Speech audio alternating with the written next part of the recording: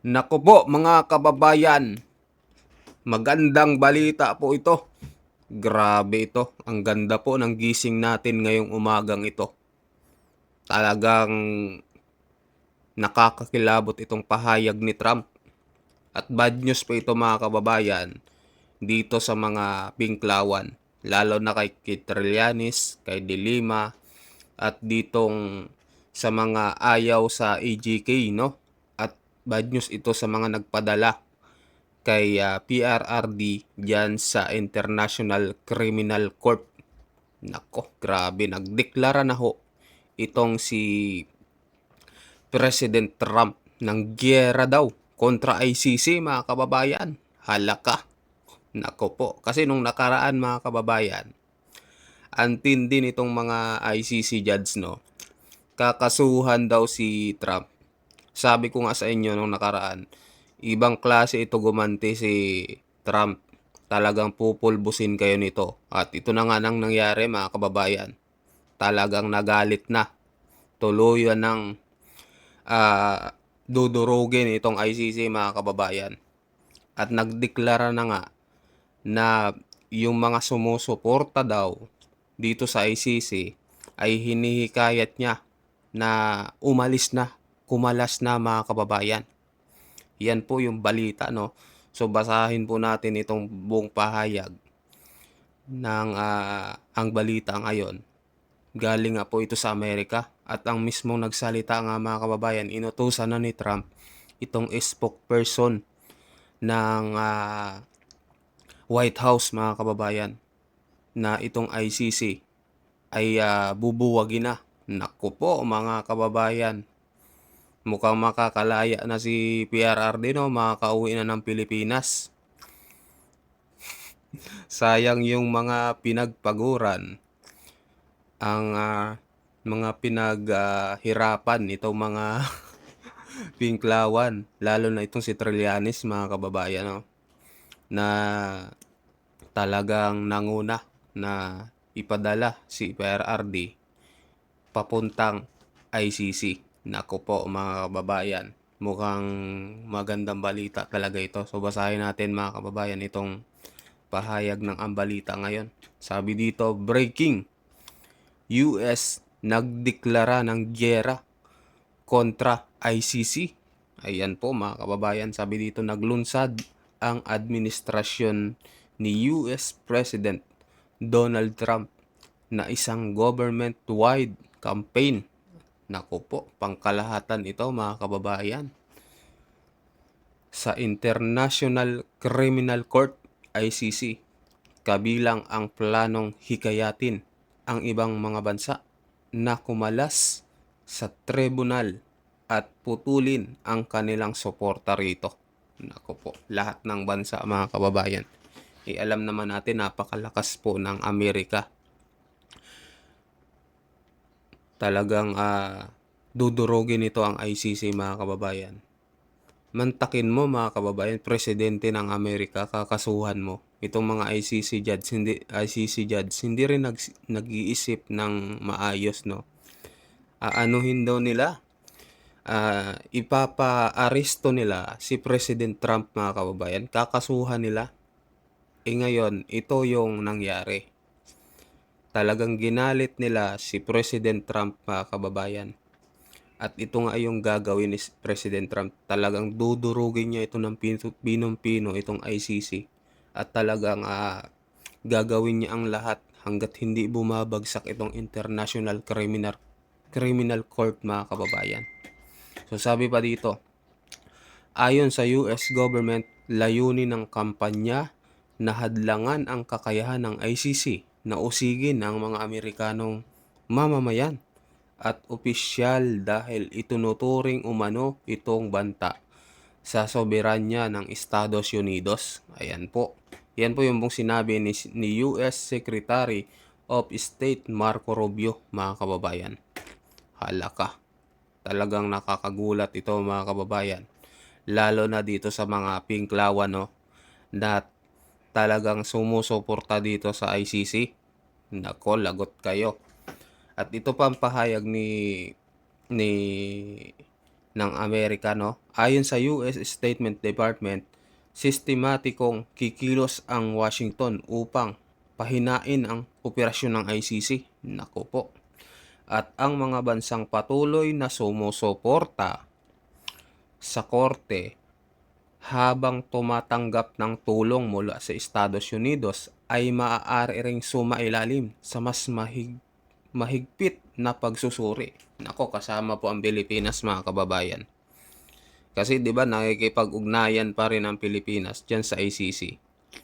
Lalo na pinadala nila yung pinakamagaling na dating presidente ng Pilipinas, si former President Duterte. Nako, bubusisain din pala itong Pilipinas kasi nga ito nga ang nangyari, pinadala si PRRT. Nako po mga kababayan, ito na nga po ang sinasabi ko, mukhang kinakarma na itong mga nagpadala kay former President Duterte. Sabi pa dito, matagal nang hindi kinikilala ng Estados Unidos ang jurisdiksyon ng ICC at hindi ito naging kasapi ng Rome Statute, ang kasunduang nagtatag sa international na hukuman. Ayan po mga kababayan. Grabe, no? Ganyan po magalit si President Trump, mga kababayan. Kaya talagang saludo dito kay President Trump. Salamat po. Dahil nagdeklara ka na ng gira dito sa ICC, no? Talagang hindi siya papayag, mga kababayan, na apak-apakan na lamang ang Amerika nitong ICC, mga kababayan. Ang lalakas ng loob eh. Kala nila ang kaya-kayanin lang nila ang Amerika. Ayan tuloy, nakarma na kayo. So ito pa mga kababayan, so pakinggan nyo po, no, yung trending kasi ito ngayon. Kanina lang po ito binalita, no, kaninang umaga. So panoorin po natin itong pahayag po sa Net25. Ito po. Wala po maglulunsad ang administrasyon ni US President Donald Trump ng kampanya para ihiwalay ang International Criminal Court or ICC.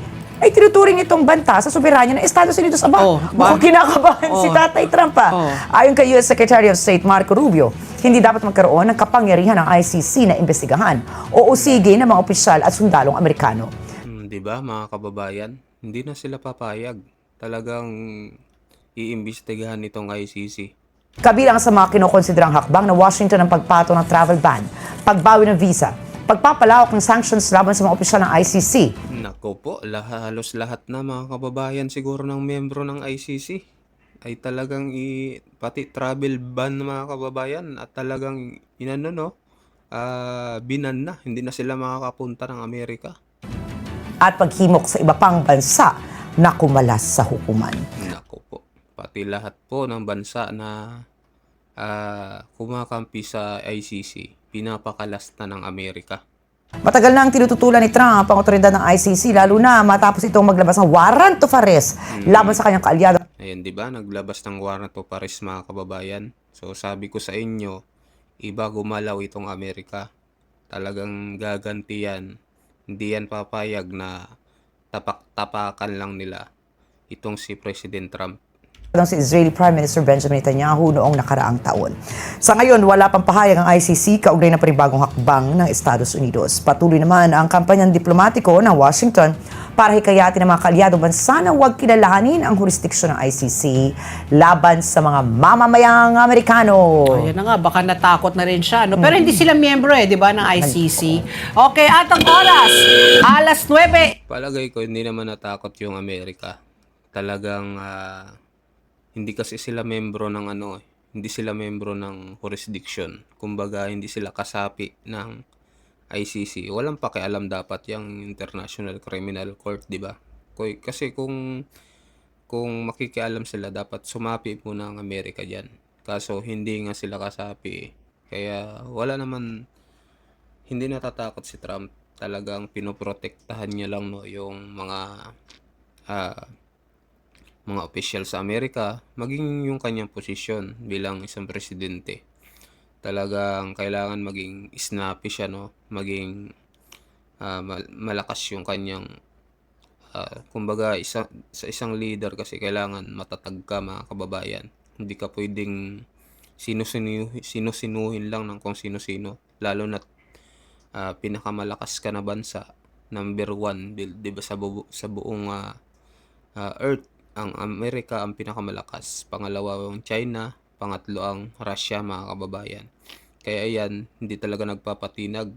Biruin nyo, pati Russia, pumapalag din po dito sa International Criminal Court mga kababayan. Talagang hindi sila papayag na arestuhin yung presidente nila na si Putin. At yun nga yung mga judge, no, may nagbigay na ng warrant dito kay Putin. Ang ano din, ang Russia nagbigay na rin ng warrant mga kababayan dito sa ICC. Hindi na sila pwedeng pumunta ng Russia. Kasi pag pumunta sila, aarestuhin din sila mga kababayan. Ganun po katindi yung presidente din ng Russia. Ganun din ang ginagawa ni Trump mga kababayan. Talagang kailangan protektahan niya, no, yung mga tao sa kanyang mga nasasakupan. Maging siya mga kababayan. So yun po, mag-comment po kayo ano masasabi nyo dito sa nangyayari, no, na sinabi nga ni Trump na dudurugin at deklara na nga ng giyera dito sa ICC mga kababayan. So mag-comment kayo, mag-like at mag-subscribe po sa ating video. At sa mga bagong pasok po dyan mga kababayan, huwag niyong kalimutan mag-subscribe, no? At maraming salamat po sa inyong lahat. Hanggang dito na lang po mga kababayan.